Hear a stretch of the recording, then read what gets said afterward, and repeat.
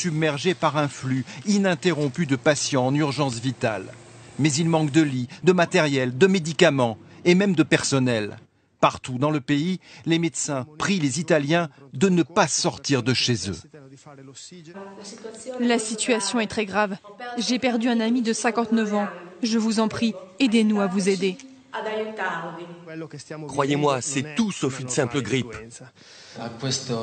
C'est très dur pour nous les médecins. En restant à la maison, vous limiterez la contagion et vous nous permettrez de secourir le plus de personnes possible.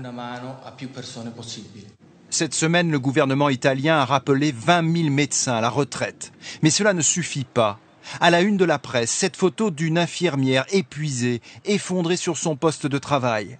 Elle est devenue le symbole d'un système sanitaire en déroute. L'auteur du cliché, ce médecin, lance en direct à la télévision un appel à l'aide. Nous sommes au maximum de nos capacités physiques et mentales. Aidez-nous. Les hôpitaux sont arrivés à saturation. Nous ne pouvons plus répondre à cette urgence. Et si dans les hôpitaux italiens l'inquiétude est si forte, c'est aussi parce qu'ils voient maintenant arriver des malades âgés seulement de 40 à 45 ans.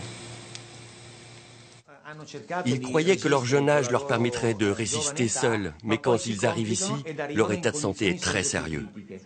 L'Italie appelle à l'aide, mais son salut ne viendra pas de l'Europe. Hier, les 27 chefs d'État ont communiqué par visioconférence pour se coordonner.